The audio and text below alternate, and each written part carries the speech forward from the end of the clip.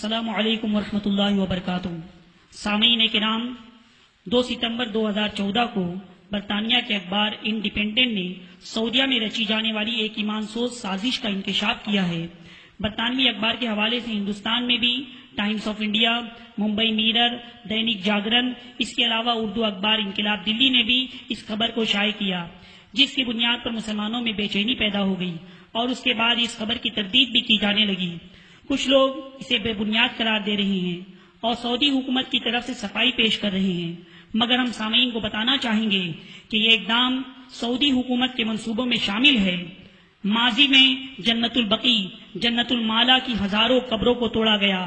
1925 میں برطانیہ کی سازش کی بنیاد پر سلطنت عثمانیہ کا خاتمہ کیا گیا اور آل سعود کو تخت و تاج سونپا گیا، اور اس وقت سعودی حکومت نے ہزاروں صحابہ، تابعین، تبع تابعین، صالحین کی قبروں کو زمین کے برابر کر دیا اور ان کی قبروں پر باقاعدہ بلڈوزر چلائے گئے اور اس طرح سے قبروں کی بے حرمتی کی گئی۔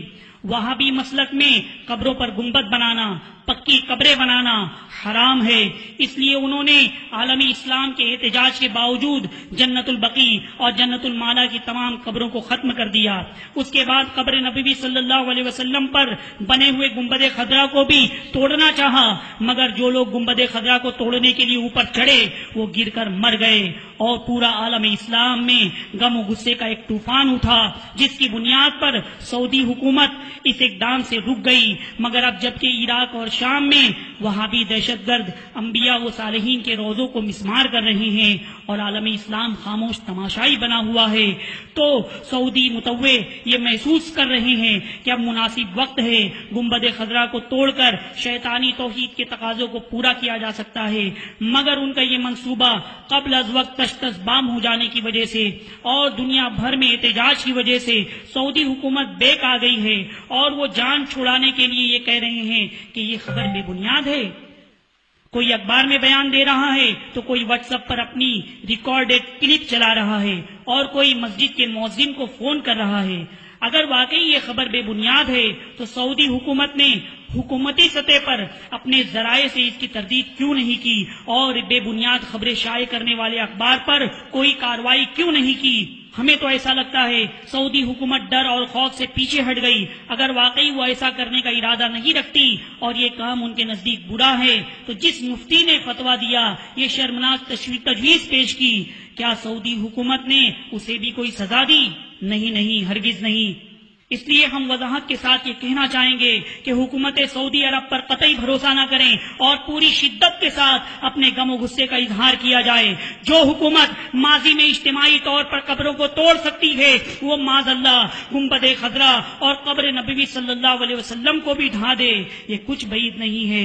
وہابی مسلک کے بانی محمد بن عبد الوہاب نجدی نے قبر نبوی صلی اللہ علیہ وسلم کو اپنے دور میں صنم اکبر قرار دیا تھا، اس لیے سعودیہ کہ وہاں بھی اس کو توڑنے اور ختم کرنے کو باعث ثواب سمجھتے ہیں، اور یہی وجہ ہے کہ یہ نجدی قبر نبوی صلی اللہ علیہ وسلم کی تعظیم و تکریم نہیں کرتے، روضے کی طرف پیٹ کر کے کھڑے رہتے ہیں اور چاہتے ہیں کہ کوئی روضے رسول صلی اللہ علیہ وسلم پر کھڑے ہو کر سلام نہ پیش کرے۔ سلام پیش کرنے والوں کو دھکے مار کر بھگاتے رہتے ہیں۔ جو لوگ روضے رسول صلی اللہ علیہ وسلم پر حاضری دے چکے ہیں وہ اچھی طرح جانتے ہیں کہ مسجد نبوی شریف میں کیا ہو رہا ہے۔ سعودی عرب کے ڈاکٹر عرفان علوی صاحب، director of Islamic heritage foundation, جو مکہ مکرمہ میں رہتے ہیں اور جنہوں نے اس ناپاک منصوبے کا پردہ فاش کیا ہے، رضا اکیڈمی ممبئی کے بانی الحاج سعید نوری صاحب نے آج ان سے ٹیلی فون پر گفتگو کر کے حقیقت جاننی چاہی تو انہوں نے اس خبر کی تصدیق کی۔ لہذا امت مسلمہ نہ یہودیوں پر بھروسہ کر سکتی ہے اور نہ سعودیوں پر۔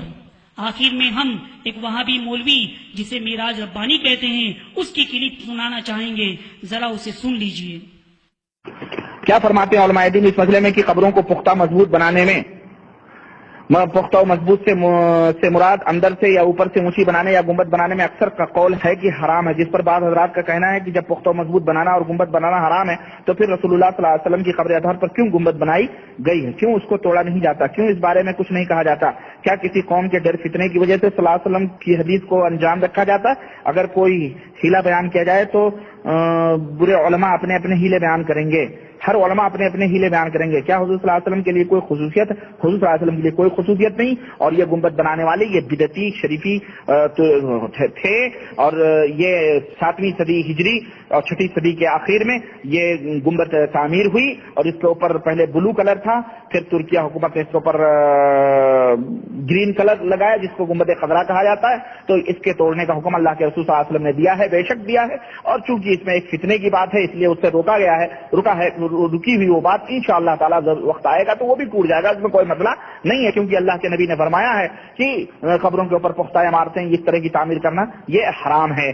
تو 6ٹھی صدی ہجری کے اندر منصور ابن قلاؤن جو مصر کا بادشاہ تھا اس نے یہ گنبد تعمیر کرائی تھی اس خبیث نے, اور اسی وجہ سے وہ اس کی حکومت بھی چلی گئی.